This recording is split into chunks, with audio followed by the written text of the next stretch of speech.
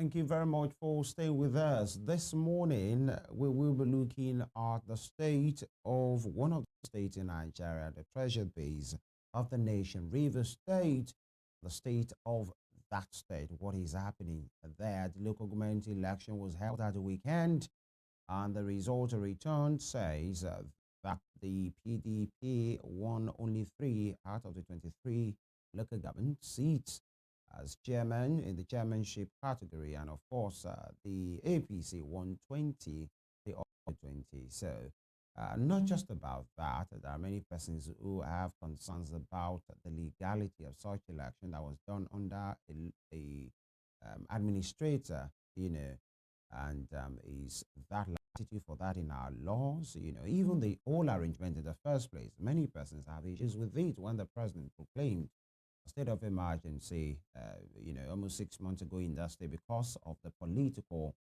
exigencies in that state and concerns and gladiators at each other's throat at that time. Many persons feel the ground in which state of emergency could be invoked was that ground met at that time. Another part is if it is allowed that the state governor could be suspended. And, we had that. And here we are, in which the military administrator has been in charge, in that place now almost 6 months. And with the advent of what we have seen, the former governor of the state, former Governor Wike, who is now a minister, spoke at the weekend after the conduct of that election, which he described as being very peaceful. In his words, he said, as far as we are concerned, this election is peaceful. People are trooping out. And at the end of the day, the election has been conducted successfully and peacefully. I do know, talking about when the real democratically elected governor will be back in the state, as Governor Sim Fubara said, I do know by September 18, the state of emergency will expire and the state assembly will come back to do their job and we will have a government at the grassroots. He added, as Governor Wike said, the coast is clear for the state of emergency to be lifted, being that the state government as its representative and the local government as its representative, so we are good to go. But they didn't just get here by those words that Governor Wike said. We'll just like to remind you of some of the things that have transpired, some of the things that have been said, especially at, in the recent history of leadership in Rivers State. Take a look.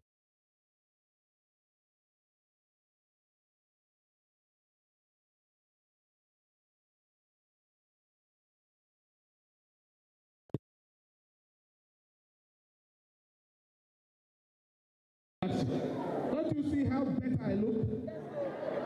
Do you think I'm interested in it? If I have my way, I say it's here. It's an altar of God. I don't wish going back there. My spirit has left that place long ago. So all this, I want everybody to focus. Please. It's not everything you do, you think. There's some fights you don't fight. There's some things you don't do. Because you need to ask the person. Does it want it? I have peace. If you have known me, you've been seeing me, you can. And let me assure all of you, not while we live, anybody will take away the structure of PDP from us. Not while we live. And let me tell people, I hear that there are some governors, who say they will take away the structure and give back to somebody. I pity those governors because I'll put fire in their state. When God has given you peace, you say you don't want peace. Then whatever you see, you take it. I don't understand. All right, many things are being said, many things are being done, and of course about the structure of the state, the leadership in that state. And here we are today, the leadership, especially from the minister, saying the coast is clear, governance, democratically elected governance and government rather, and by this I mean the state governor, will come back and things will come to normal. So what happens that 6 months Is that the best that we could get? We have some men, son of the soil. Both of them are in different capacities. We have the man, SS New Media, to the suspended governor, Ubara. Uh, he's here, virtually, he joins us virtually rather. Mr. Bernard Odike, good to see you. Anyone from the back end, I can't hear. Okay. Mr. Odike, if you can hear me, please go ahead. I can hear, but faintly. Oh. I think Chetam is also complaining that he's not hearing very clearly. Okay, we'll work on that. But good morning, Mr. Odike. Yeah, I can hear you now. All right. And of course, Mr. Chetam, if you can hear me, good morning, sir. Good morning, and thank you for having me. All right. And here we are. Let's start with Mr. Bernard Odike. You and your principal have been out of government, in as much he was suspended. All of the political appointees of his, they were relieved of their duties as well. The election has come and gone in Rivers State. PDP winning, your PDP winning only 3, APC clearing the other 20. This is what we see. But your former boss, just like you always refer to him, that's former Governor Wike, has said September 18, the coast is clear, everything will return. Let me ask you, as a son of the soil, as a politician, as a political watcher, as a participant, and as a Riverian, how will you describe the state of your state, Rivers State, as of this moment? Well, it's pathetic, truly pathetic, and though, as I would always say, it's better that things are the way it is than that the states went, ablaze, to the credit of the governor. Ordinarily, things would have gone down so badly, but his disposition had kept his way face. But it's like when we talk about peace of the graveyard, that's what we have in Rivers State. People are not happy. The people would have revolted, but I think the disposition of the governor had kept everybody calm. Else, it would have been something else. I can tell you the truth. Rivers people are not happy with the election last Saturday would tell you that Rivers people are not happy. They showed it by ensuring that everywhere was counting. Forget about what anybody comes to tell you, and then they are posting figures of scores and all the rest. But I can tell you, all Rivers State is calm and peaceful, not because everything is well, but because the governor's disposition is that everybody should remain calm and be peaceful. So that's the way Rivers State is for now. Though we are optimistic, believing that by September 18 or thereabouts, that the whatever proclamation of emergency rule will be lifted on the state, so that we can make progress. I tell you, Rivers State has been moribund. Nothing is working the way it should work. That's the state of things in Rivers State. All right, Honorable DK, you said what you have in Rivers right now is calmness of the graveyard. Okay, so peace, is it as if like peace of the graveyard? Peace of the graveyard. So is it as if the state has been hijacked? Is that what is happening? Yes, certainly the state has been hijacked because it's never done. What happened in Rivers State is illegal, unheard of. Where somebody will just come and proclaim a state of emergency and then suspend elected, democratically elected persons and impose on us, what do you call it, sole administrator. All right. And the sole administrator had guts to even begin to dissolve appointments, made boards and all the rest, and reappoint, and then to cap it up, to even go ahead and supervise an election in a democratic system. It's an aberration. All right, Mr. Odike. Let me move on to you, Barrister Chetam. Barrister Chetam, are you with us? I can hear you loud and clear. All right.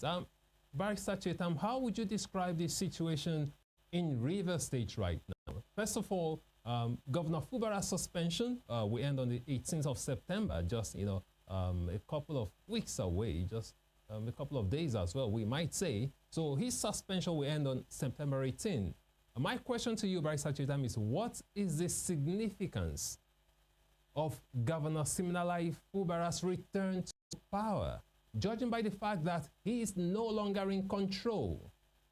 We've seen the election that took place on Saturday, 20 of the seats being won by APC, 3 won by PDP.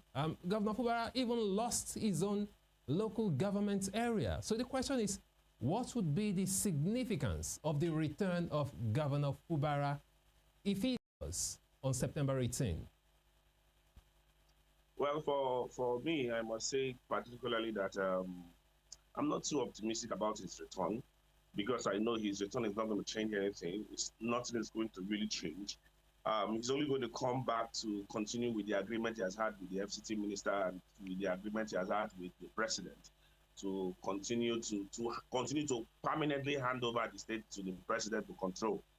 That's exactly what is going to happen in Rivers State when the governor returns. Sadly, they have twisted him and pushed him to the situation he has found himself. Although I also feel that he also played a role by accepting some of the terms that have been presented to him. He accepted them, and of course, he will definitely live by the consequences of his decisions, as it were. So, when this peace move was made between the FCT minister and the governor, we had raised up concern. There are things that came out at Sumo. The issue of the FCT minister taking the 23 local government chairmen, the FCT minister saying the governor would not return, and the rest of that issues that we heard that came out as rumor. But eventually, we started seeing them play out to be the reality of ground, because we know these political rumors usually come out as rumors. Eventually, we'll get to see them play out like we are seeing right now. The governor has accepted these things from the FCT minister, and this was the reason why they said there is peace now in the Rivers State, because one, he has handed back that same structure he has fought. He fought to remove from the hands of the FCT minister, and handed that same structure back to the FCT minister, disbanded his own structure, asked everybody to follow back the FCT minister and all that. So I'm not optimistic about anything, because truth be told, the FCT minister is not development driven. The FCT minister does not care about the average Riversman, the interest of the average Riversman. He cares about his political structure and how to be in charge of Rivers and Rivers Treasury. That's what his interest is. And if the governor has gone back to him, it simply means that we'll continue from where we just stopped, and we'll start seeing the same things we saw. So I'm not optimistic. The Sole Administrator and the president has come up. They've destroyed our economy. They've done a lot of evil things to Rivers State.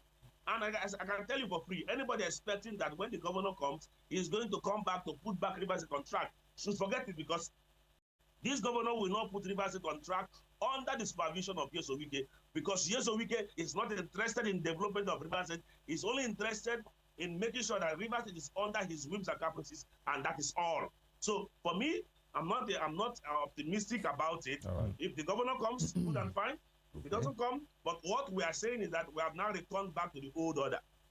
Barrister Nwala, sorry to cut in. Let's talk about democracy in Rivers State right now. You just had your elections on Saturday.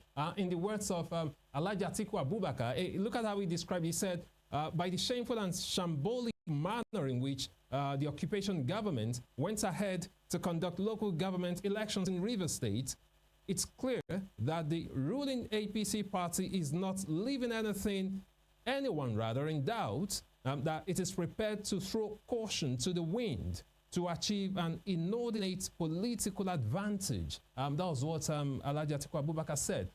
Barrister Nwala, let's talk about democracy now. You heard Mr. Odike saying that Rivers State is calm, that it's just a piece of the graveyard. So what happens to democracy? What can the people do? What should the people of Rivers be doing? If truly you believe that what took place on Saturday is not the will of the people, then why are the people of Rivers State quiet? If Siminalayi Fubara is helpless, if he can't do anything, how about the people of Rivers State? What should you be doing at this point if the elections do not reflect your will as a people? You know, sadly, I keep saying this, that everything we have done over time on the issue of Rivers State, we have not done it for Fubara. People keep misunderstanding this whole thing. We have not done it for Fubara. So Fubara's silence or Fubara's spokenness does not in any way affect some of us. We have done it because we believe that this is what is right for our state, and this is what is right in the circumstance. That is why we did some of the things we did. But some persons have mistaken it to be that, oh, because it seemed like Fubara is the greatest beneficiary of that particular action, it was being done by Fubara. Now, let me tell you something. Another problem we also have in Rivers State, why you're not seeing people on the street, is because the political class have had a way of stifling Rivers people and making sure that to hold down Rivers people in such a way that, one, they defeated us mentally. Secondly, they've actually succeeded in using the police to make sure that they dislodge Rivers people. And Rivers people have also looked at this thing over time and said, if we come out to protest, who are we protesting for? Who becomes the greatest beneficiary of this our protest and this our movement? It is still these politicians who will come out and they will not still give us the details of democracy. What is the essence of going out to risk our life for a process where eventually these guys will still go back and do the same thing? Just I give you an example. I came out during this the declaration of state of emergency. I and some of my friends who came out to carry out the protest in Rivers State. After protesting in Rivers State, demanding a return to democracy and all that, asking Wike to focus on Abuja and leave Rivers State alone. And all the things we did, we were shot by the police. Tiagas were shot at us, and every other thing that was actually done to us. Some of us actually got injured. Let me ask you a question: what happened eventually? We saw a situation where the person who would have benefited from the protest which we did went back to his master and bowed before his master. And now you expect Rivers people to still come out to come and protest and to come and demand that the right thing should be done. It becomes difficult. These things weakens the morale of the people. And that's why you see the people cannot really do so much with respect to the situation on ground. The problem we have right now is that these guys have destroyed every institution in Rivers State. As of today, this has further weakened Rivers people. Rivers people, as I speak to you, are not so interested in what happens in the circumstance. That's why you see everybody just going about their normal business. Nobody seems to be interested in the politics again, apart from the core politicians whose interests are not being protected in the last local government election. And let me say this, we all know and believe that local government election was a sham. We believe that it was done illegally. But the truth of the matter is that what do we do if we go about protesting and eventually we protest and the election is being annulled? All right. Like last week. And the governor comes in. The governor is still going to hand it over back to the same years of Wike. So what is the essence of the protest? So it is best Rivers people stay in their houses and go about their normal business and live their life and be alive until the era of these people come and go. See, we are in a terrible situation, a very terrible situation. And, you know, we felt that Rivers have been liberated to an extent, at least from the whips and caprices of the FCT minister. But sadly, it doesn't seem that way again from the look of things. It seems like we have been further pulled into the depths of this whole issue. Thank you. I'll come back to you just in a minute. Honorable Wadike, you heard him, your fellow statesman said that whatever gains it seems that the Rivers people have made by being liberated, emancipated from the grasp, according to him, of the FCT minister, is like your principal have taken everything and returned back to the same person that he wanted that emancipation from, and here we are. And whatever agreement that we had, if I'd like to ask you, if actually you are privy to any agreement that have been, although there are many things in the public space about ceding these and ceding that, but one fact that he has gone back for forgiveness, and I think we asked you on this program, and you said, according to your principle, there is no price too big to pay in as much as for peace. But this peace, in fact, this money, you call whatever is happening in River State a piece of the graveyard. How long can it last? And are you concerned that when your principal comes back, he won't be able to have that structure because he has returned it to the owner, quote and unquote, and whatever has been laid on ground, he won't be able to touch it. He will just come back into what, you know, people in Nigerian parlance will call sit-down look governor. Are you not concerned? We are concerned about, like I would say, you know, he who wears the crown, you know, bears the burden. The intelligence, you know, reports or atmosphere of the situation of River State is well disposed to the governor. He won't take that away from him. So the governor's actions at every point in time is based on informed knowledge. We are just by the side, like Chetam has said, that the governor had willingly handed over the state to Wike. There are things we may not know as, we are not key players. We are just by the side watching. One, even when Wike was governor, there are things he would do that when we were supporting him, even before he became governor, while we supported him, that sometimes we were like, some of us felt agitated. But at the end of the day, we saw results. So over a period of time, I would want to tell my fellow Rivers people, other Nigerians, to be patient and see how it's only when it ends that we'll now know the outcome of it all. Governor Fubara has stooped to allow Rivers State to move forward. Remember, his disposition right from time had been to change the narrative. While Amechi was governor, Rivers State was always in the news. While Wike was a governor, Rivers State was always in the news for the negative, reports and all the rest. Chaos here and there, trouble, fights, political crisis here and there. But Fubara came and is trying to douse this and to kind of win back the hearts of investors, to have confidence to come back to Rivers State and do business. That has been his disposition. But whatever it seems, and I can tell you, whatever it is that you have done so far now has been eroded. You are back to that point again. That was the point Mr. Chetam was trying to make. No, I'm coming. No, I'm coming.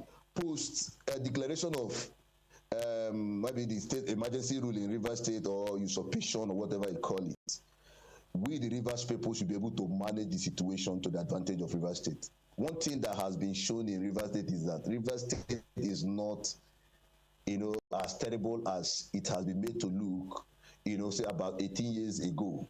16 years ago, about 16 years ago.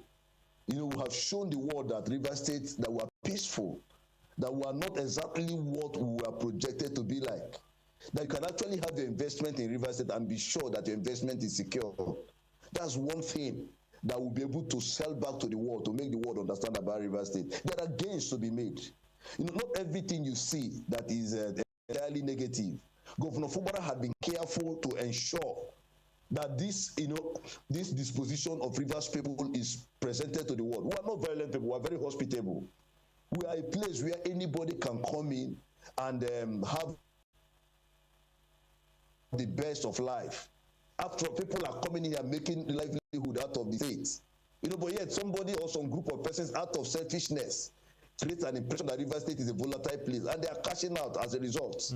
Rivers State is a very peaceful place, a very conducive environment for things to happen. Now, I'm coming.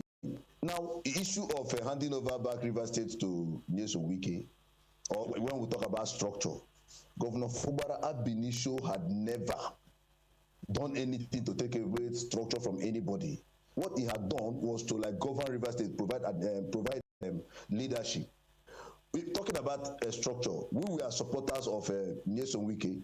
We worked for him.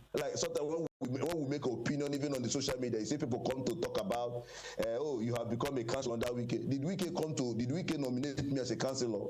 My people made me councillor. Yes, fine. He created the atmosphere that made that possible. There were other contestants.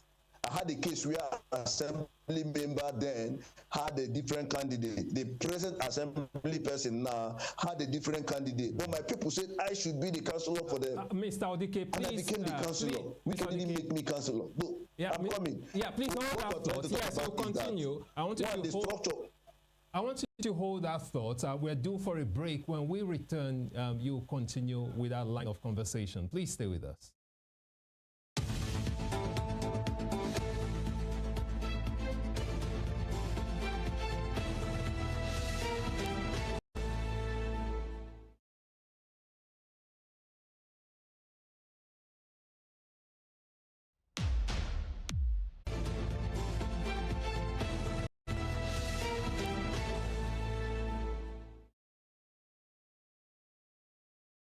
Thanks for staying with us. This is still Morning Spring on Western Spring Television. And this morning, we are looking at Rivers State and the political power play playing out right there.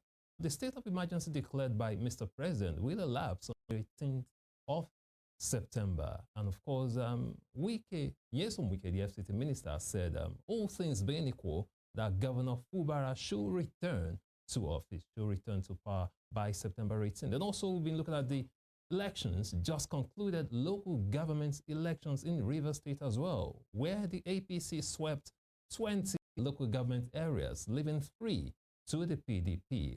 We still have with us this morning on this conversation, Honorable Bernard Odike, and of course, Barrister Chetam Nwala. Mr. Odike, I'd like you to proceed. You were about to land on a point right there, talking about the state or few states of Rivers State just before we went on the break. Yeah, I was trying to say that, talking about structure. For instance, we were supporters of Nyesom Wike. We worked for him and we worked with him. You know, and then we believed in, there are things, for me personally, I did all that out of conviction. Because at a point, we felt that Amechi was betraying us because he fought against Jonathan, you know, and we stood with Wike and fought, believing that, you know, we would not allow Amechi hand over the state to external forces. That was a conviction that led people like us to stand with him. And, you know, and also believe that we are working towards reconnecting the state to the center, which we achieved in 2023 alongside with Nyesom Wike. Nobody conquered me, nobody coerced me to do that. It was a choice, something I did out of my own personal volition. It was not because anybody paid me. Like somebody will come and say, I benefited what? That I became councillor that even, you know, while we were councillors, we even had to have issue with the chairman who was the Wike's boy. For the influence of Wike and all the rest, he was not removed. We impeached him successfully and sent our resolution to the Rivers State House of Assembly. You know, so, but the truth of the matter is, talking about structure, Governor Singh from day one, if you remember too well, when after, you know, we struggled for the heart of PDP in Rivers State, the National Organizing Secretary of PDP came out to say that for what they, you know, trying to talk against the Governor Fubara, that what was Fubara talking about, that the handing over the structure of PDP to him, an issue. But that he, from the one, had struggled to. So Fubara, Mr. Odike, so Fubara never had a structure. Is that what you're trying to say? He never had a structure. I'm coming. What you call structure is the people, you know, willingly or by whichever way, following a person. It's the people that are the structure, not just building or something. Like I have tried to explain, my support for Wike then was not based on anything. It was based on personal conviction. And if I'm an Ikwere man, I'm Wike's brother, Wike has served as governor and somehow aided the emergence of Governor Singh. And for goodness sake, one of the things Wike told us before the emergence of Singh was that the person who will succeed him will emerge on competence basis, somebody of integrity. And I believed him. And he told us that he will not interfere, that he would allow the person have free hand to work. And then even when Governor Fubara emerged, I think after the post-inauguration, when Wike's people welcomed him home, Wike declared that Fubara is the leader of Rivers State, that nobody should look at him as a boy, that he's in charge of everybody. So, and we believed him. So what happened? When you now want to dictate to a state governor, even though you made him governor, he has become governor, allow him. Assuming that we are even agreements that were reached. Even though let's assume that there were agreements that were reached. And then let's assume that Governor Fubara reneged. All you do is you say, I leave it to God. Let God judge. That's how people behave in different climes. And not to begin to fight and begin to, you know, talk about structure, no structure. Yes, the governor has said he has reconciled with him. I am an appointee of the governor. What do? I will not go against what my boss, the position he has taken, because I believe that he sees further than I can see. But I'm only talking from the perspective of a Rivers person who feels, who understands certain things. my support for Fubara before even he appointed me was premised on the ground that, look, like I wrote yesterday on my Facebook post, you know, that whoever is the governor of Rivers State symbolizes the authority and, you know, is like is seen as the Rivers State in focus. So anybody fighting against him, you're fighting against me as a Rivers man. You're fighting against us as Rivers people. So that's the mindset. Governor Fubara never at any time, you know, intended to take any structure from Wike. Though Wike not fair threatened, because as I speak to even up to tomorrow, Rivers people are with Governor Fubara. All right, Honorable what you're seeing in Rivers, yes, Rivers people are with him. Permit me to come in here, you know, before I come to Barrister Chetam here. People looking at you, Nigerians looking at you, and maybe those that will watch later, will see that you are disappointed with whatever is on ground from initially till now, the past 6 months, even the politics before that, and much more so about this current arrangement. You said that what can you do if your principal has agreed to cede his authority in a kind of way just for the interest of, in your words, Rivers people, and for peace? You have no power, you must just do. But are you saying this morning that whatever arrangement Governor Sim Fubara and the political gladiators in your camp have agreed to, you don't agree with it, only that you don't have a choice? You are disappointed in Governor Sim agreeing to submit his authority. Okay, no, I did not use those words as you're trying to recap. So what are you saying? I have said that as a Rivers man, I have my views and my opinion to things. But I have also said that Governor Fubara, at his level, as the governor of Rivers, with intelligence available to him, he sees further than I am seeing now. And I have also said earlier on that Governor Fubara is working in the best interest of Rivers State. One thing personally I understood from what happened in Rivers State was that Rivers State was being set up for destruction, and Governor Fubara was also being set up for destruction. By who? How? By who? Yes, I'm coming. Remember, I was on this same program when you replayed the statement by Secretary to the Government of the Federation, where he said that Governor Fubara gave directive for the explosions or whatever that supposed explosions and so on that led to the declaration of a state of emergency and suspension of the governor and the assembly members in the state.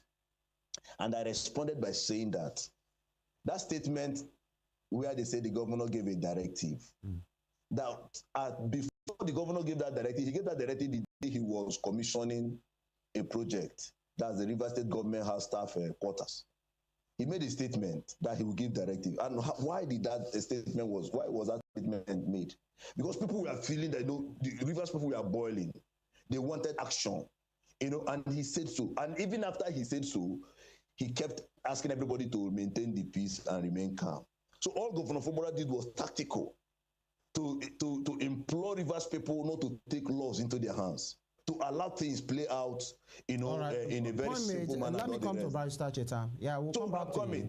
I'm coming. Now, assuming Rivers people revolted, assuming we revolted based on the provocation, what would have happened was that a lot of Rivers people would have been killed, and then it would be hung on Governor Fubara's neck, you know, using the media to water it down that Governor Fubara is one who created, you know, chaos in Rivers State. We'll come back to you. Point made. We'll come back to you. By the way, for clarification, Atif Agbemi is the Attorney General of the Federation, not the Secretary to the Federation. But I understand. Sorry, Attorney General of the Federation. Yes, completely understand. Yeah. Barrister Chetam, now, let's talk law now and constitutionality, you know, not just because you are a Riverian, the way you people are called, but a local government, election was held at the weekend, superintended by RCEC, with people nominated, you know, under this current arrangement, and they are the ones who are the umpire of Rivers State Independent Electoral Commission, who have, you know, conducted this election, returned the winners, 20 of them of the APC, 3 of them of the PDP, under a military administratorship. Is that legal? Is that constitutional? From the place of the law, please. We have spoken about this issue severally, and we have dealt with it on several occasions, looking at the legality or otherwise of these elections. You know, even before the elections were conducted, I have spoken on different platforms talking about how I think that the election in question was questionable. The process leading to the election, first, the appointment of the reset board by the sole administrator, whom the president, how illegal it was under looking at the section 2 of the Rivers State Independent Electoral Commission law that empowers only the governor to make the appointment. And we talk about how they went via a gazette to suspend the law. We have also established that no person has powers to suspend any section of our laws. Even the National Assembly cannot suspend a law made by them. They cannot suspend it. The best they can do is to make an amendment. That's what the draftmen of our constitution have done. And the essence of doing this is to make sure that our state is not taken over by these people, and that one way or the other, we still have a democracy running. Now, we go back to the issue of the election being conducted. You know, look at the electoral processes. Political parties have gone to court. Individuals have also gone to court, challenging the electoral processes, talking about the issue of the 30 days and 90 days issues that were raised up by the Supreme Court that led to the last amendment of the last election. These issues are still germane. The court have not made any pronouncements yet, and even if we fear that the court may not make any quick pronouncement, but these are issues that are actually before the court. And now you look at the irregularities that actually took place during the elections. A lot of persons have also raised up issues with respect to the irregularities raised, and they have declared a total number of vote won to about 2.something million votes and all that. And I keep laughing. And I said, well, an election that a lot of people did not participate in, that we had more persons during the 2023 election, more than we're having now. You are declaring 2.something million. Chetam, permit me, sir, before my colleague comes in, because constitutionally, conventionally, it is expected that there should be, period of 360 days notice given in our laws. And now, even the military administrator is here to spend 6 months. And he has, he relieved the former ASEC board and all of those guys that were there, nominated new ones. There is no space of 1 year. Is there a place in our law that gives that caveat that maybe if the situation arises, the 360 days period of notice could be jettisoned and we can have this arrangement? And in clear times, are you saying the local government elections that was held in Rivers State at the weekend is illegal and didn't satisfy the place of the law? That's what I tried to explain initially, that the local government elections being conducted in the Rivers State is illegal. It's unknown to law. It is against the spirit of our constitution and against the spirit of the draftmen of Section 305. First of all, we ask ourselves, what is the emergency in conducting a local government elections when you said the local government, the suspended governor and his assembly members, or the democratic process will be restored back on the 18th of next month? Why are we in the haste to conduct the local government elections before their return? Was local government election an issue that led to the declaration of state of emergency in Rivers State, that the president is so keen on conducting local government elections? Now you go back to the issue of the law as to whether or not they can actually suspend certain provisions of our laws. I have stated clearly that they do not have such power to suspend certain provisions of our laws, and that our laws are supposed to be followed stricto sensu to achieving this particular aim.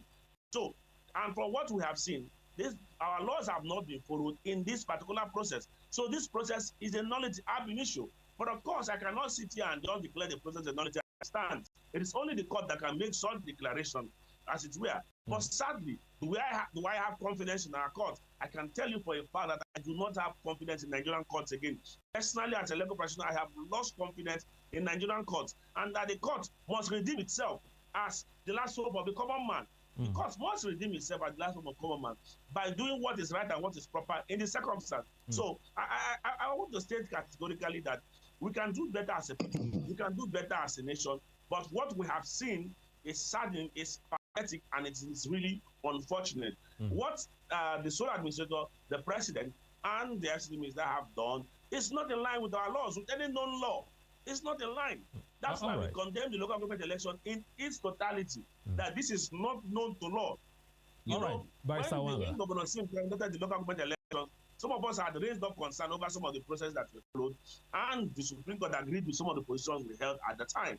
Now, we are still repeating the same mistake, wasting taxpayers' money. Nobody will be held accountable when these elections will be annulled. But very importantly, the court needs to step up. The court needs to step up and take its place at the center stage and make sure that the right things are done and politicians are held accountable for their actions. But what we have seen thus far is the court being docile, and this level of docility is not to the best interest of the common man. All right, Barrister Odike, it's quite worrisome that you, a lawyer, someone like you who's a lawyer, a legal practitioner, Barrister Chetam rather, you've lost faith in Nigerian courts and the judicial system, which is quite worrisome, because I was going to ask you that what legal options are left for the people of Rivers State? Because there is an uneasy calm in Rivers State right now. Local government elections, which does not reflect the wish of the people, yet it seems as if the people are helpless. So what options, what legal options are left for the people? And another thing, Barrister Nwala, is the fact that it's quite clear that the FCT Minister, Chetam Nwala, has outmaneuvered the governor, the suspended governor. He has also technically outmaneuvered the people of Rivers State. My question to you is, what options are left for the people of Rivers State? What legal options? What can the people of Rivers State do? Will you just keep quiet and watch things go like this? Would that be a proper solution at this time? This is what the president wants. And what is happening in Rivers State is what the president wants. The president wants the people who will behave like zombies, and he will control them the way he wants, just like he's controlling Lagos. And no matter how exposed and how experienced and intelligent the Lagos society is, he is still controlling the Lagos State like his personal estate. And that's exactly what he wants to do with Rivers State. And yes, him and Chetam Nwala wants to do in Rivers State. Sadly, Rivers people seem to be very unique kind of people. And that if they fail in the first attempt to getting things right, they will still get to attempt, but the opportunity will present itself for Rivers people to get things right again. Now, I must also state clearly that, like I said, why I said that the court is not also helping matters, and that I've also lost confidence in our court when it comes to Rivers issue, is because our court is behaving as if they have been infiltrated by the politicians. All the matters before the Nigerian courts today, with respect to Rivers State issue, against the state of emergency, against the president, against the FCT minister, none has been given priority. None has been given priority. None, including the one before the Supreme Court by the governors. None has been given priority. For matters of national importance and urgency, none has been given priority.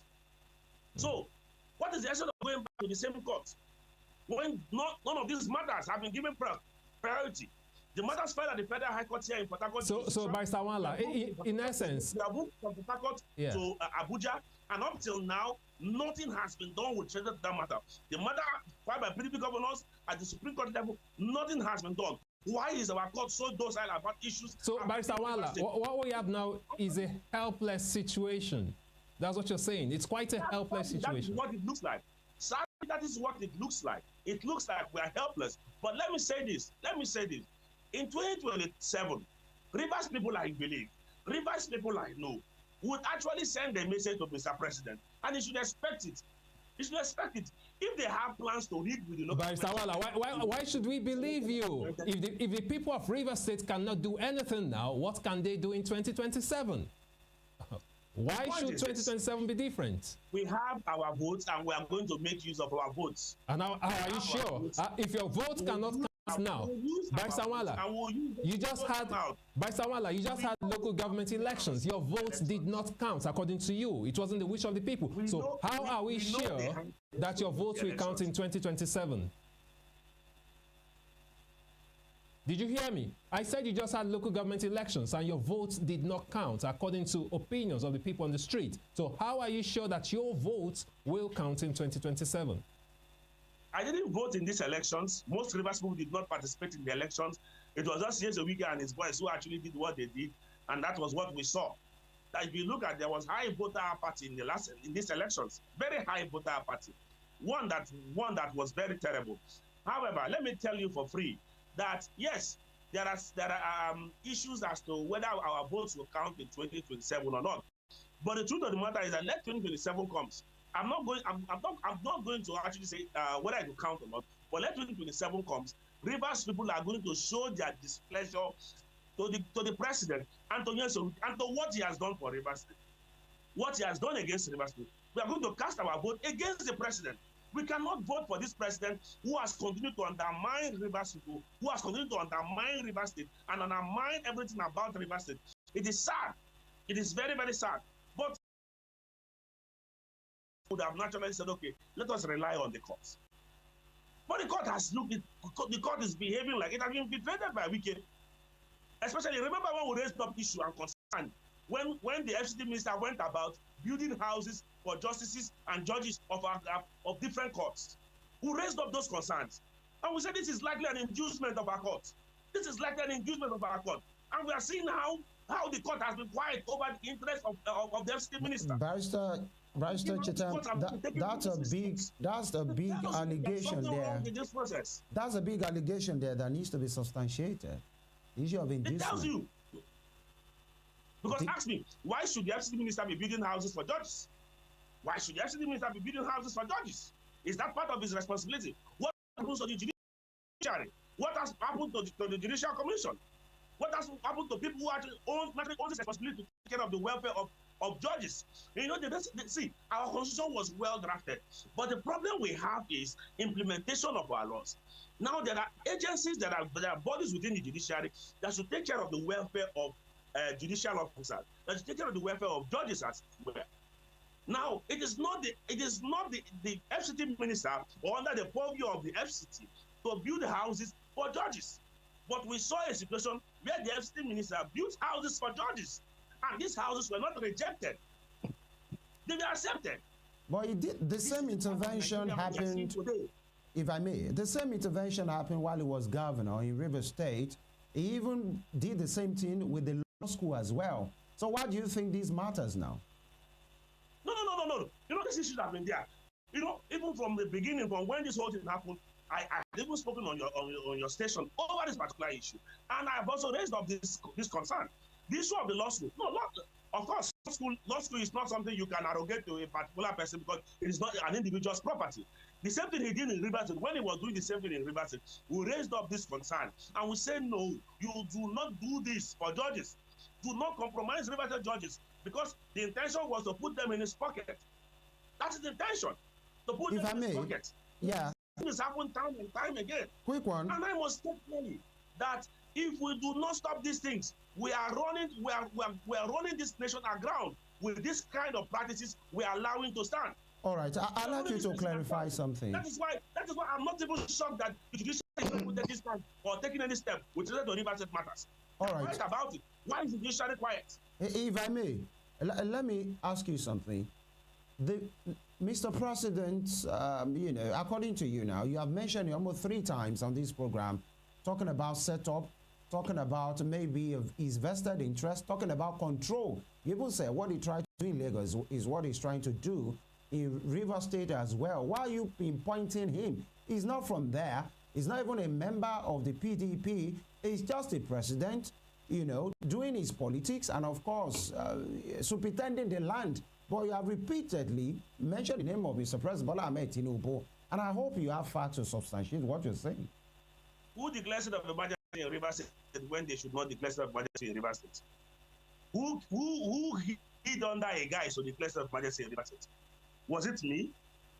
Was it my father? Is it Mr. President who declared it of emergency in River State?